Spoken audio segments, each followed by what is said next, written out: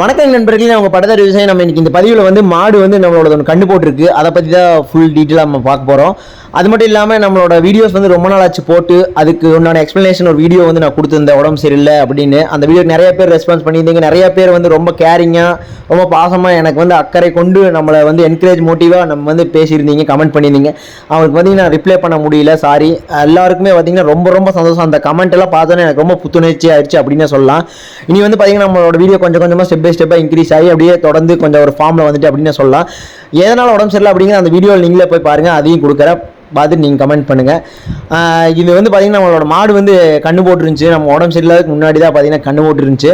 அதை வந்து பார்த்திங்கன்னா வீடியோ எடுத்து வச்சுருந்தேன். உங்களுக்கு அந்த வீடியோவில் வந்து நம்ம மாடு கண்ணு போட்டு நம்ம கிடேரி கண்ணு வளர்த்தி அதை செனப்பருவத்துக்கு வந்து செனையாக்கி அது மாடு வந்து கண்ணு போட்ட வீடியோ தான் இது. அதை நம்ம எப்படி பக்குவம் பண்ணோம் அப்படிங்கிற ஃபுல் வீடியோ அந்த வீடியோவில் இருக்கும். நம்ம கிடேரி கண்ணில் வந்து பார்த்திங்கன்னா இது ரெண்டாவது கிடேரி கண்ணு சொல்லலாம். முதல்ல ஒரு கிடேரி கண்ணு வந்து பார்த்திங்கன்னா காரி மாடு, அது வந்து நம்ம சேல்ஸ் பண்ணிட்டோம். இது வந்து ரெண்டாவது, இதுவும் வந்து பார்த்திங்கன்னா நம்ம அது கூட தான் வளர்ந்து வந்த மாடு அப்படின்னு சொல்லலாம். அது பார்த்திங்கன்னா கண்ணு போட்டுருச்சு. என்ன கண்ணுன்னு பார்த்திங்கன்னா பொட்டை கண்ணு தான் போட்டிருக்கு. கரெக்டாக விடிய காலையில் ஒரு 6 மணிக்கு இருக்கும். மாடு கண்ணு முடிச்சுன்னு எங்கள் சித்தப்பா அவங்க ஃபோன் பண்ணாங்க. நம்மளும் பார்த்தீங்கன்னா அரை தூக்கத்தில் எழுந்திரிச்சு, நம்ம தான் பால் கறக்க போகிறதில்ல, அதனால் ஒரு 7 மணிக்கு எந்திரிப்போம். கொஞ்சம் ஒரு மணி நேரத்துக்கு முன்னாடியே நம்ம கிளம்பி நம்ம தோட்டத்துக்கு போய், ஏன்னு பார்த்தீங்கன்னா கண்ணு போட்டாச்சுன்னா நம்ம கரெக்டாக அந்த நாள் ஃபுல்லாக ஒர்க்கு பயங்கரமாக இருக்கும். அதனால் நான் போயிட்டேன். போய் ஃபஸ்ட் எடுத்ததுனே பார்த்தீங்கன்னா மாடு வந்து சத்தை போட வைக்கணும், அதாவது நஞ்சு போட வைக்கணும். அந்த நஞ்சு போடுறதுக்கு உண்டான வேலை வந்து என்னென்னு பார்த்தீங்கன்னா, ஃபஸ்ட்டு ராகி மாவு 2 பேக்கெட் வாங்கிட்டு போய் நல்லா அம்பளி மாதிரி காய்ச்சி மாட்டுக்கு கொடுத்தாச்சு. அது குடித்தோடனே அது பார்த்திங்கன்னா ஆட்டோமேட்டிக்காக நஞ்சு போட்டு தீவனம் நிறைய கொடுக்கணும். அப்புறம் என்னடா இது சட்டி ஃபுல்லாக மண்ணை பூசி தண்ணி காய வச்சுக்கிறேன் அப்படின்னு பார்த்தீங்களா. சட்டி பார்த்திங்கன்னா நம்ம மாட்டு கூடத்தில் புது சட்டி இருந்துச்சு. சரி கறியாக கூடாது அப்படின்னு சொல்லிட்டு தான் மண் அந்த பூசி வச்சுருக்கிறேன். இது என்ன ஒன்றும் இல்லைங்க, சுடுதண்ணி இருக்குது பார்த்தீங்களா, சுடுதண்ணி காய வச்சுட்டு இருக்கோம். எதுக்காக அப்படின்னு பார்த்தீங்கன்னா, மாடு கண்ணு ஓட்டுச்சுன்னா அந்த வடவடப்பு பிசுப்பாக இருக்கும், அதெல்லாம் ஃபுல்லாக கழுவி விடுறதுக்காக தான். பார்த்திங்கன்னா நம்மளோட மாடும் பார்த்திங்கன்னா அந்த தண்ணி தீவனம் 2 எடுத்தோடனே நஞ்சு குயிக்காக போட்டுருச்சு. அந்த நஞ்சு போடுற வரைக்கும் நம்ம வந்து வெயிட் பண்ணி காத்துட்டே இருக்கணும். ஏன்னா மாடு சாப்பிட்ரும், அப்புறம் நாய் இருந்துச்சுன்னா அதுவும் பார்த்திங்கன்னா சாப்பிட்ரும். நம்ம மாடு வந்து பார்த்திங்கன்னா நஞ்சு போட்டு முடிச்சாச்சு. நஞ்சு போட்டு முடிச்சதுன்னே நம்ம அதை கொண்டு போய் நம்ம பால் மரம் இருக்குது பார்த்திங்களா, ஏதாவது பால் ஒழுகிற மரம்னு சொல்லுவாங்க, அங்கே அதில் தான் கட்டணும் மேக்ஸிமம். அப்புறம் அத்திப்பழம் சொல்லுவாங்க இதில், அத்தி மரத்தில் மேக்ஸிமம் வந்து நாங்கள் கட்டுவோம். அத்தி மரம் இல்லாத பட்சத்தில் இந்த அரளி மரமெல்லாம் இந்த ஆத்தோரம் வேலியில் இருக்குது. இப்போ நம்ம ஆத்தோரம் தான் நம்ம நடந்து போயிட்டு இருக்கோம், உங்களுக்கு காமிக்கிறேன். அந்த மரத்தில் கொண்டு போய் நம்ம தோட்டத்தை சுற்றி பார்த்திங்கன்னா ஆறு ஓடிட்டு இருக்கு. அந்த ஆற்று ஓரங்களில் இந்த மேக்ஸிமம் இந்த அரளி மரம் இருக்குது பார்த்திங்களா, அந்த பால் மரம் சொல்லுவாங்க. அந்த அரளி மரங்க தான் நிறைய இருக்கும். அப்புறம் அத்தி மரம் பார்த்திங்கன்னா 1-2 இருக்கும். அது இல்லாத பட்சத்தில் நம்ம இந்த அரளி மரத்துலேயே கட்டிடலாம் அப்படின்னு சொல்லிட்டு தான் நம்ம வந்து கட்ட வந்திருக்கிறோம். இது எதனால் கட்டுறோம் அப்படின்னு பார்த்தீங்கன்னா, அந்த பால் சுரக்கிறதுனால பால் வந்து மாடு சுரக்கும் அப்படிங்கிற ஐதீகம். அது எதனால் அப்படிங்கிற அக்யூரேட்டாக எனக்கு தெரியல. உங்களுக்கு தெரிஞ்சுன்னா நீங்கள் சொல்லுங்கள் கமெண்ட்டில். இது வந்து நல்லா ஹைட்டில் வந்து நாய்கள் இந்த பன்னிகள்லாம் இழுக்காத அளவுக்கு வந்து நல்லா தூக்கி கட்டிடணும். இது அப்படி தான் நம்ம வந்து பார்த்திங்கன்னா நம்ம கட்டிகிட்ருக்கோம். இது ஃபஸ்ட் எடுத்தோடனே நம்ம நஞ்சு போட்ட உடனே இந்த வேலையை கம்ப்ளீட் பண்ணிடணும். அது கம்ப்ளீட் பண்ணியாச்சுன்னா நமக்கு பாதி ஒர்க்கு முடிஞ்ச மாதிரின்னு வச்சுக்கலாம். அதை கட்டிட்டு வந்தோடனே நம்ம சுடுதண்ணி பார்த்திங்கன்னா காஞ்சிருச்சு. சுடுதண்ணி காஞ்சோடனே இனி ஃபைனல் டச்சப்பாக வந்து நம்ம மாடை வந்து க்ளீன் பண்ணணும்.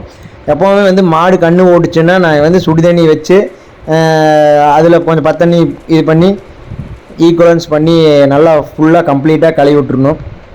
அந்த ப்ராசஸ் தான் பார்த்திங்கன்னா போயிட்டுருக்கு. இது தலையீத்து கிடேரிக்கை அப்படிங்கிறனால பார்த்திங்கன்னா இதில் கொஞ்சம் குறும்பு பண்ணும். இந்த தலையீத்து கிடேரிக்கை ஃபஸ்ட் எடுத்தோடனே கண்ணு போடுதுன்னா ரொம்ப ரொம்ப ரிஸ்க் அப்படின்னு சொல்லலாம். நம்ம விவசாயத்து வேலைகளில் இருக்கிறவங்களுக்கு வந்து அந்த அனுபவம் தெரியும். ஏன்னா அதுக்கு வந்து பழக்கம் இருக்காது. அது மட்டும் இல்லாமல் பார்த்திங்கன்னா மிரளும், நம்மளை பார்த்து நிற்காது, தண்ணி பட்டா ஓடும். அந்த புது பழக்கத்தினால வந்து பார்த்திங்கன்னா அது கொஞ்சம் பழகணும். எப்போவுமே வந்து பார்த்திங்கன்னா தலையீத்து கிடேரிகள் வந்து கண்ணு போட்டுன்னா கொஞ்சம் சிரமம்னே சொல்லலாம். எப்படியோ வந்து பார்த்திங்கன்னா ஒரு வழியாக கழுவி முடிச்சாச்சு. கழுவி முடித்தோடனே பார்த்திங்கன்னா நம்ம கண்ணுக்குட்டி வந்து பால் குடிச்சிருக்கும், 1 காம்பு 2 காம்பு அப்படி பால் குடிச்சிருக்கும். அப்போ மீதி வந்து பார்த்திங்கன்னா அப்படியே ஃபஸ்ட்டு பாலுங்கிறங்காட்டி சொரந்து அப்படியே கட்டி நின்றுருக்கும் மடியில். அதை வந்து நம்ம பார்த்திங்கன்னா மெதுவாக கறக்கணும். இது ஃபஸ்ட்டு ஈத்து மாடுங்கிறனால பார்த்திங்கன்னா இந்த மடி கூச்சம் இருக்கும், அதெல்லாம் பழகினா தான் பார்த்திங்கன்னா போகும். அது வரைக்கும் பார்த்திங்கன்னா கால் தூக்கும். ஒவ்வொரு மாடு பார்த்திங்கன்னா உதையில் நம்மளாம் பின்னாடி போய் விழுகணும், அந்த மாதிரி உதைக்கும். இது ஒரு அளவுக்கு கொஞ்சம் பரவாயில்லன்னு சொல்லலாம். கால் மட்டும்தான் தூக்குது, உதைக்கல.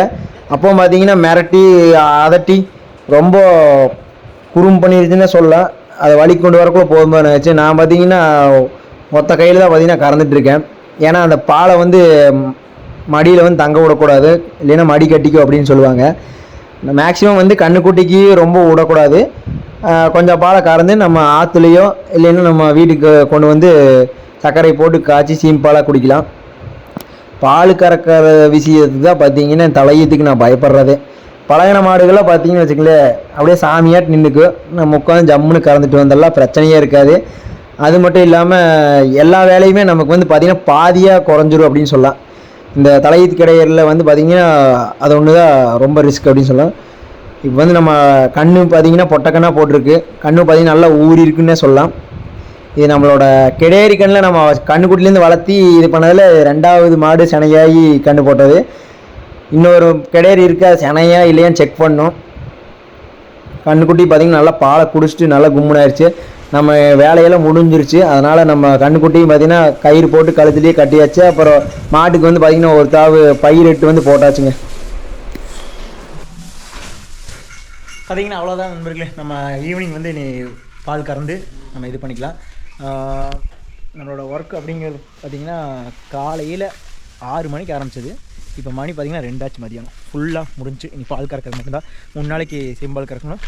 அது மட்டும் இல்லாமல் நம்ம இந்த மாடு பார்த்திங்களா சேல்ஸ் பண்ண போகிறோம்.